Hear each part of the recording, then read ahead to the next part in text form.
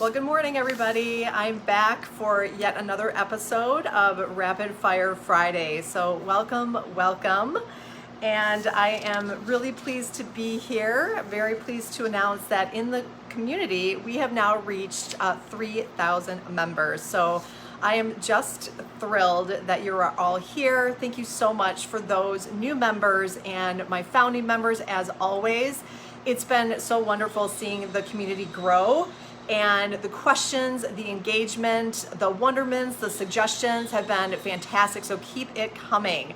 So thank you so much. I appreciate those that are watching live and all of you that watch the replay. I know that Friday mornings at 10 a.m. is not ideal for folks, but please know that all of these Rapid Fire Fridays, you can check the events tab in the group and always go back and watch them. And I also do download them to YouTube. If you prefer that platform, you can binge watch them there. So if you are new to Rapid Fire Friday, I welcome you. My name is Annette Conrad. I am the owner and lead creative for Edible Impressions. And what Rapid Fire Friday is, it's an opportunity for me to go through 5 questions, scenarios, wonderments from the past week that I find interesting, which that I hope you find interesting. And please know that this is from my perspective. This is, it's not all be at that, it's all to each his own, but I've been in the industry for more than 17 years. I started my business from a hobby, and it is my family's livelihood. We have a nationwide reach, and we are profitable. And so I want to share my love and passion for all things cookie decorating, but also to help you transform your passion or side gig into your livelihood, or at least to bring in some side cash for your family. So 5 questions in rapid fire format. I'm going to ring the bell after each question, and I do my best to keep them to 10 minutes, but sometimes I go a little long, but I think I'll be very concise today. So, okay, first one is, why are my cookies ending up with cracks when I bake them? Now, there could be a number of reasons why your cookies are cracking while they're baking, or when you pull them out, they have kind of like crater looking type texture. And so it could be a couple things. You're gonna have to just do a couple trial and errors here. So it could be that your dough is overworked. It could be that you have too much flour in your recipe. It also could be that maybe your cookies are a little bit too warm when they go in the oven. So you might want to cool them before you bake them. So a little trial and error. Don't give up on your recipe. It may not be your recipe. It might just be the way you're mixing. It could be the amount of flour. I do know here, I'm in Milwaukee, Wisconsin, I know in the winters they can be really dry. So we actually pull back a little bit of the flour, and in the summertime it's a bit moist. We actually add a little bit of flour to keep that nice consistency. So again, a little bit of trial and error. And then the final thing on cracking dough, it might be if you are freezing your dough more than once. I don't really recommend freezing, thawing, but there's kind of a food serve safe issue there. At least for me, I take the caution road. But that could also be the culprit of why your dough is cracking. So it could just be older dough. So keep that in mind. All right, so that was number 1. I didn't do too bad on the first one. So, all right. Anyone else feel like this? My hobby has taken over my home. I realized today how many cookie stations I have now to prepare orders, and this doesn't even include my mixing station or the entire side of the island that I'm using to store cookie cutters, sprinkles, stencils, airbrush colors, etc. I've also taken over one of my baking cabinets for ingredients. Not pictured is the heat seal press. I just got a silk screen stencil and all of those other supplies. Let me tell you, my husband is a saint for being so patient. I can totally relate.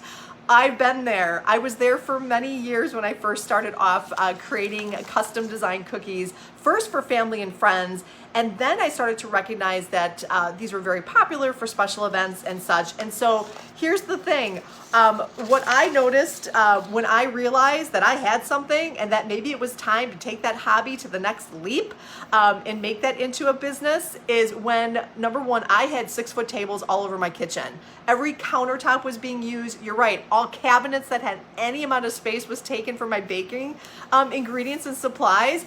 And here's the one thing that really put me over the edge. When my kids, and they were much smaller at their time, they're in their 20s now, but this was 17 years ago, I will never forget when my kids were holding their dinner plate and they were walking around the kitchen and they were asking, Mom, where should I sit down to eat dinner? There was no place for them to sit because I had cookies drying everywhere. So it was so funny, but that was definitely a sign that it was time to transform and think about next steps to getting your kitchen back. So you're in great timing this week. This Wednesday's masterclass is all about, okay, I'm ready to take that leap. What now? So tune in on Wednesday. If you're not able to make it at 6:30 Central, I will have that available for replay. All right, that was a good one. So thank you, the community member that posted that. I believe that was in another Facebook group, but really, really good one. And she had a picture of all her supplies too, so totally relate. Okay, good morning, good morning. I want to say hello to Darlene and Carolyn and Amy. Oh my gosh, thank you so much. I really appreciate you being here. Diane, hello to all those watching the replay. So the next one is we're going to talk a little about ROI. So if you don't know what ROI stands for, that's return on investment, okay?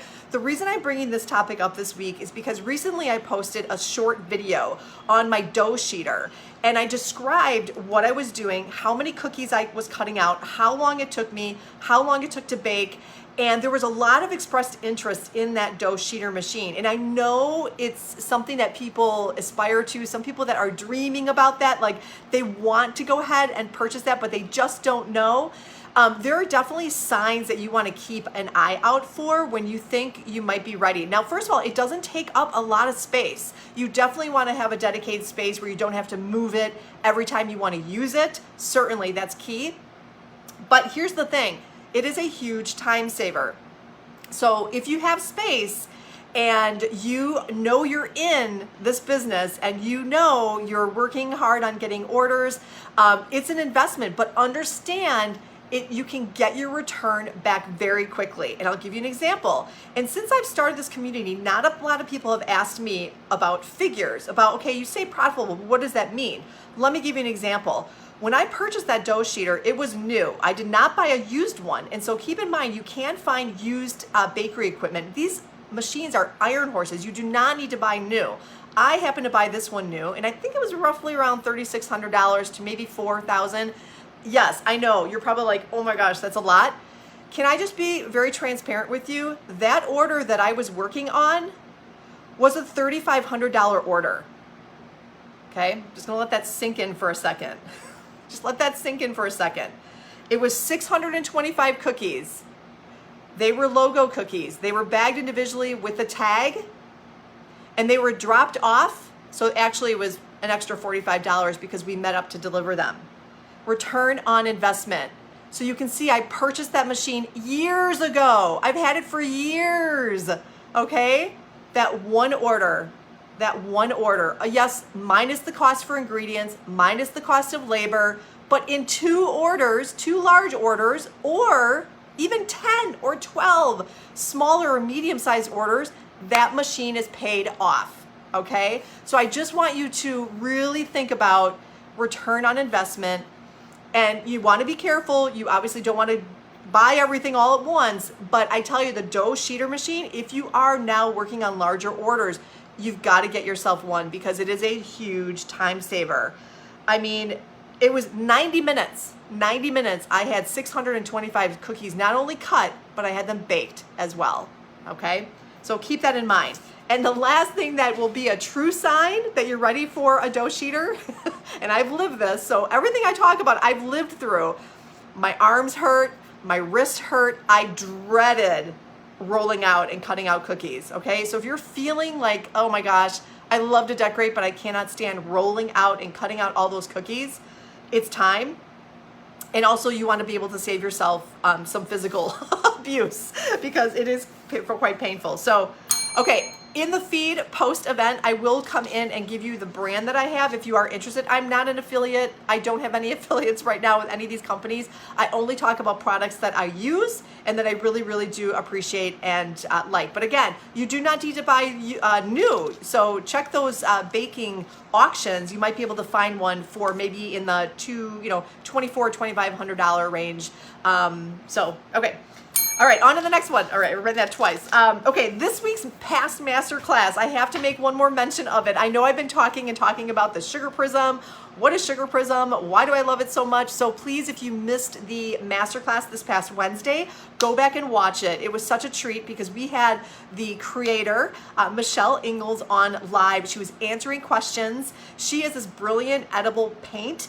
And so I demonstrated the edible paints, acrylic paint that is a wonderful medium, and also their watercolors are really, really nice. So her product's fantastic. So I just wanted to bring that to your attention. I did hint a little bit on airbrushing.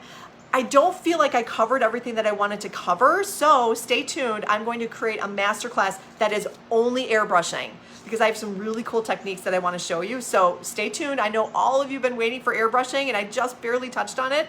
Airbrushing is coming your way soon. All right.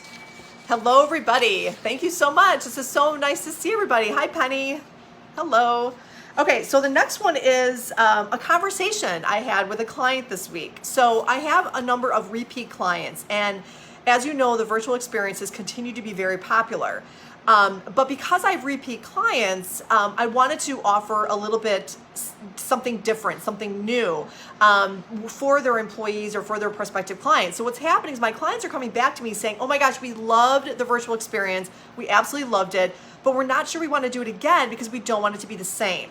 So my question to you is, are you changing your messaging? Are you changing how you are, I guess, selling? I don't like to use the word selling, but maybe presenting is a better word. Are you changing the way that you present your best sellers? Okay, there's so many golden nuggets in this one here, but first of all, hold true to your best sellers. Okay, I'm going to remind you that less is more. You don't need to offer everything under the sun. So our cookie decorating kits and virtual experiences are extremely popular, especially now coming into the fall and the winter season. We will sell out again.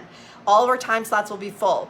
And but here's the thing, I have some really dedicated, loyal clients, and so here's what I'm doing. So I thank them for their continued interest, and I get really excited and jazzed about offering them something different. Well, you know what, this year, rather than do a virtual experience, what I'm doing is I'm pre-recording many of our popular kits so that what they can do is, because their employees loved the activity so much, I'm talking with them about sending the kits, sending them a link to a pre-recorded experience so that now the families can enjoy the gift of cookie decorating. They can decorate at their own time. They can watch a short tutorial just to get them started, but then they can just have fun together as a family. So again, a wonderful gift. They know already that their employees loved it.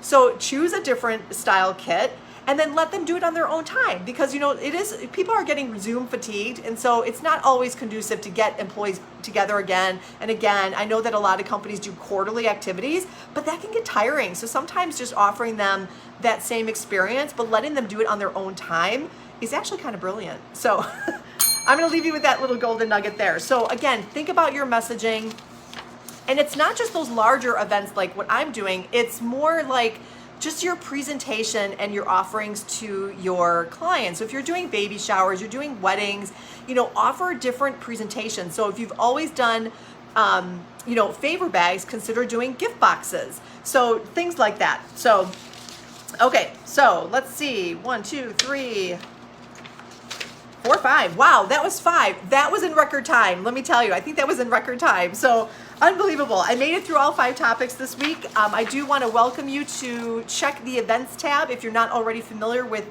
the community and where things are. So please take a look around. The guide section is a growing guide section. I try to throw things out there as much as I can. The events section, you can see all the upcoming events and watch all the past master classes. So, have that be, turn your notifications on. That's a great way to get alerted when I also go live. And then this week, the 31st, I will be doing Leaping from Hobby to Business. Now what? Now what? And then September 7th, it's going to be a little bit of a technology and resources behind the scenes. So I'll talk a little bit about what are some of the tools that Edible Impression uses in the areas of technology resources. And then finally, you've been waiting a long time. September 14th is going to be mixing colors. So mixing colors is coming up on the docket, and I'm also going to be busting some of those myth busters. So I can't wait for these upcoming topics. I am going to be doing some forecasting this week, so stay tuned. And I just want to say I appreciate you all, and I hope you're finding value. Please offer a testimonial if you haven't already. You can always go to AnnetteConrad.com to join my mailing list, and also check out some of my guides that I have on there as well. And I also welcome DMs. I love it when folks reach out to me and either have a question or just want to share some good news. So thanks so much, everybody. Have a wonderful weekend. Bye-bye.